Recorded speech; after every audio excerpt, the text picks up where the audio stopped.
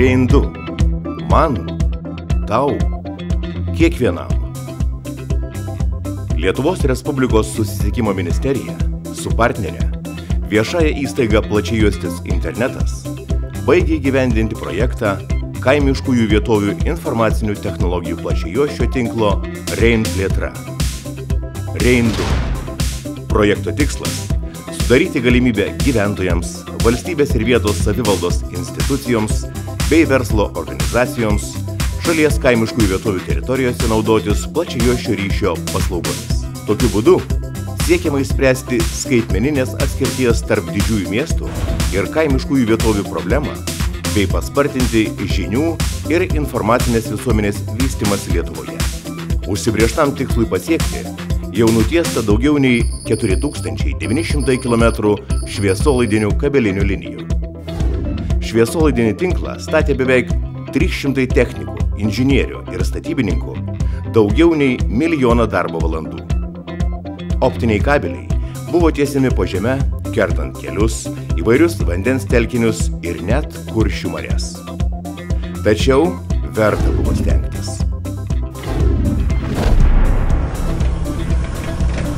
Šių didelių darbų dėka šviesolaidinis tinklas pasiekė 775 gyvenvietės, 1485 operatorių mazgus, 567 mokymo įstaigas, 517 bibliotekų ir 331 viešąjį interneto centrą.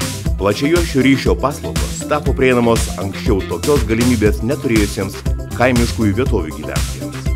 Įgyvendinus šį projektą mes galime didžiuotis pagal pasiektus rezultatus, tą, ką mes turime Europos Sąjungoje, net ir pasaulio mastu. Vertinant pagal išvystymą plačiajuosčio ryšio infrastruktūros Europoje, mes esam pačiose pirmose vietose ir pirmame dešimtuke pasaulio mastu. Tai be jokios abejonės tiek Rein projekto dėka pasiekti rezultatai, tiek kitų plačiajuosčio ryšio paslaugų operatorių veikiančių rinkoje dėka.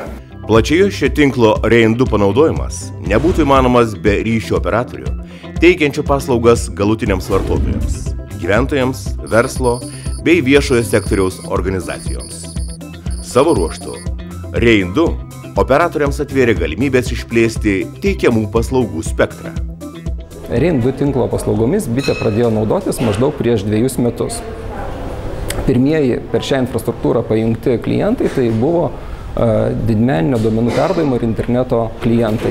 Tai kabelinės televizijos bei interneto paslaugų teikėjai.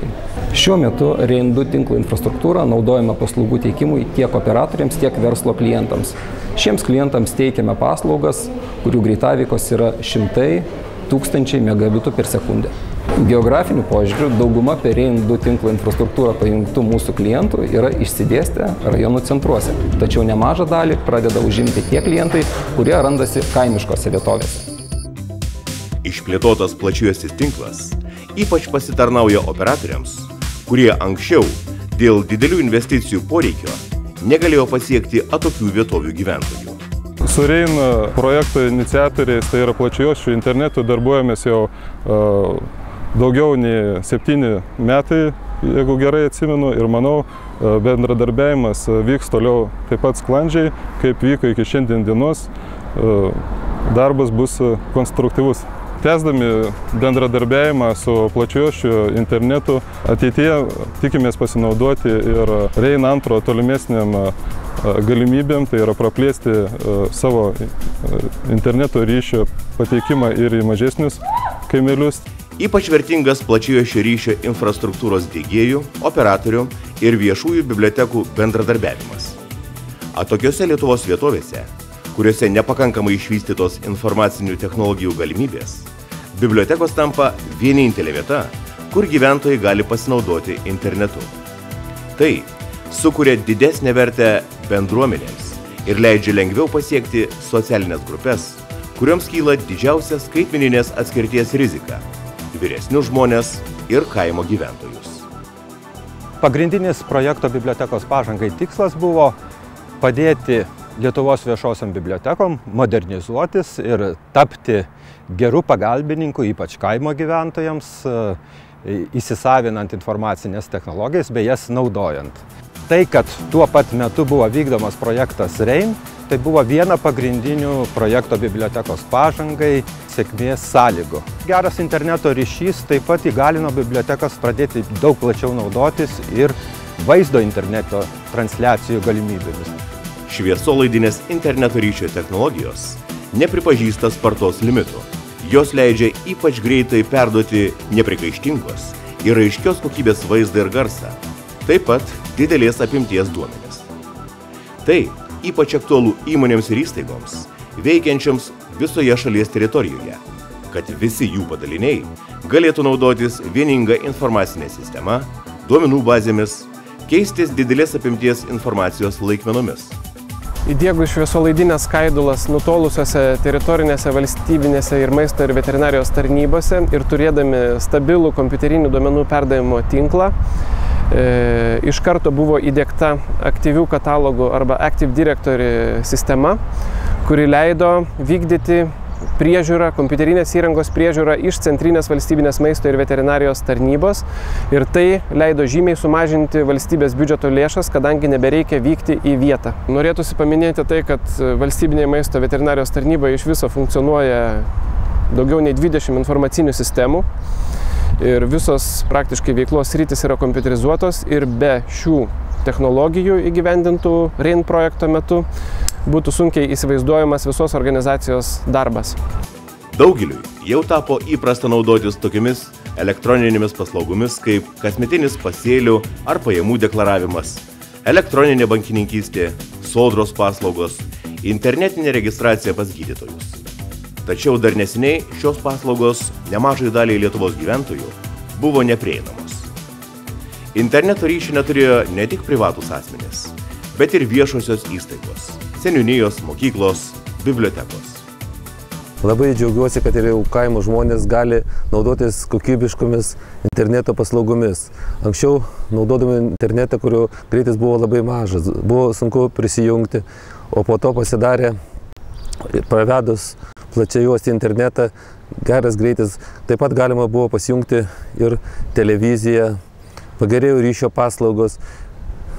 Plačiajuostis internetas buvo atvestas į kaimo bibliotekas, mokyklas, seniūnijos pastatus. REIN 2 yra raktas į spartųjį internetą ir informacinės visuomenės tolygų vystymąsi. Prieš 14 metų buvo panaikinta telekomo stotis. Ūkininkaujant buvo sudėtinga gauti naujausią informaciją. 2011 metais paklojus REIN optinį kabelį atsirado galimybės gauti šiuolaikinės ryšių paslaugas.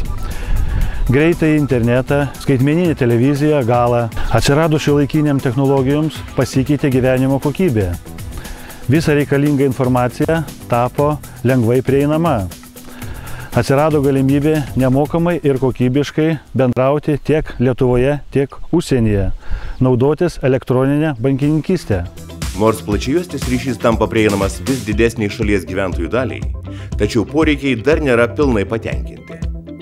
Todėl Europos komisijai pritarus, buvo nuspręsta padidinti REIN 2 projekto apimtis ir nutiesti dar apie 1000 km šviesolaidinių kabelinių linijų, kuriomis plačiajuostis ryšys taps prieinamas dar 180 gyvenviečių esančių kaimiškose šalies vietovėse. REIN 2 projekto metu sukurta šviesolaidinė duomenų perdavimo infrastruktūra sudarys galimybę gyventojams, valstybės ir vietos savivaldos institucijoms bei verslo organizacijoms naudotis plačiajuosčio ryšio paslaugomis daugiau nei 98% šalies kaimiškųjų vietovių.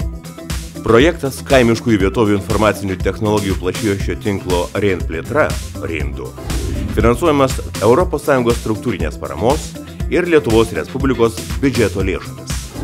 Jo vertė, padidinus apimtis, išaugo iki 205 milijonų 800 tūkstančių litų.